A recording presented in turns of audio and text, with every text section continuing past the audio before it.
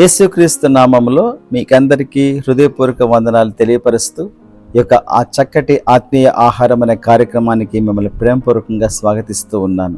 బాగున్నారు కదూ? ప్రభులో ప్రతిరోజు కూడా ఎదుగుతూ ఉన్నారు కదూ? ప్రభు యొక్క వాక్యాన్ని, దేవుని యొక్క వాక్యాన్ని మీరు ప్రతిరోజు కూడా చదువుతూ, ప్రతి పూట కూడా చదువుతూ చక్కగా ఆనందిస్తున్నారని నేను సంతోషిస్తూ ఉన్నాను.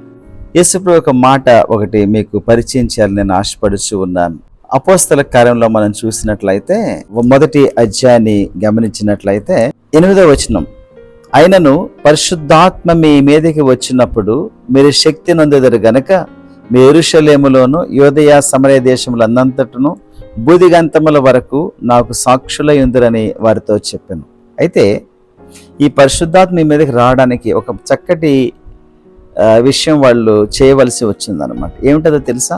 అదే అపోస్తల కార్యంలో మొదటి అధ్యాయాన్ని మనం చూస్తే 4వ వచనం ప్రకారం, ఆయన వారిని కలుసుకొని ఇలాగ ఆజ్ఞాపించును, మీరు యెరూషలేము నుండి వెళ్ళక నా వలన వినిన తండ్రి యొక్క వాగ్దానము కొరకు కనిపెట్టుడి.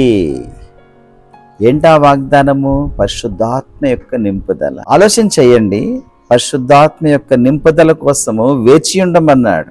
అఫ్ కోర్స్ ఈ శిష్యులందరూ కూడా దేవునితో నడిచినటువంటి వారే, అనేకమైన దయ్యములను వెలగొట్టిన వారే, అనేకమైన రోగాలను కూడా స్వస్థపరిచిన వారే అయినప్పటికీ కూడా దేవుడు ఈ ఆత్మానుసారంగా నడిపించమని ఆయన ఆదేశించాడు.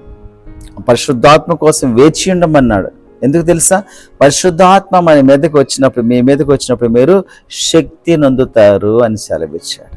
ప్రియ సోదరి సోదరుడా, ఈ దినాలలో పరిశుద్ధాత్మ యొక్క అనుభవం లేకుండానే, పరిశుద్ధాత్మ యొక్క శక్తి లేకుండానే ఏదేదో పనులు చేద్దామని ఆశపడిపోతూ ఉన్నావు, పరిచర్య చేయాలని ఆశపడుచూ ఉన్నావు, పాటలు పాడాలని ఆశపడుచూ ఉన్నావు, లేకపోతే ఇంకేదో ప్రభు కోసం చేయాలని, ప్రభు కోసం జీవించాలని తాపత్రయపడిపోతూ ఉన్నావు.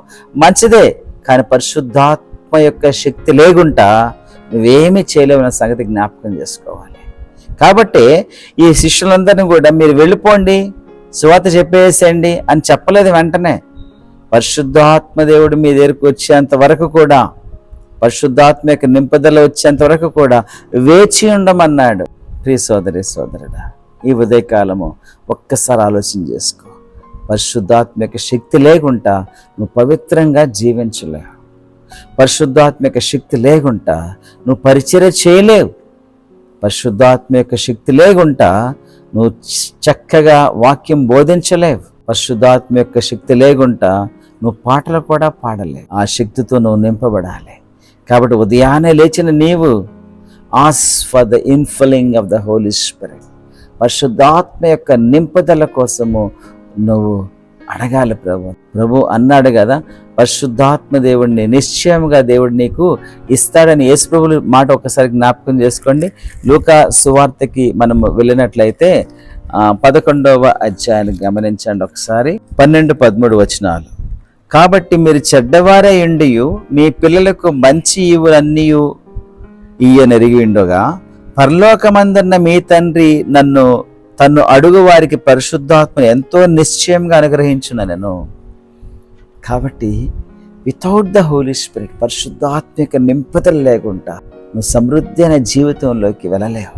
కాబట్టి ప్రియమిత్రమా, పరిశుద్ధాత్మిక నింపుదల నీకు అవసరమై ఉంటున్నది. ఎవ్రీడే, ప్రతిరోజు కూడా నువ్వు దేవుని యొక్క ఆత్మచేత నింపబడాలి. ప్రతిరోజు దేవుని యొక్క వాక్యంతో నింపుకోవాలి. ప్రతిరోజు దేవుని యొక్క ఆత్మచేత నువ్వు నింపబడాలి. అప్పుడు విజయవంతమైన జీవితాన్ని నువ్వు జీవించగలవు. జీవితాన్ని సరైన రీతిలో తీసుకుని వెళ్ళేది పరిశుద్ధాత్మ దేవుడే.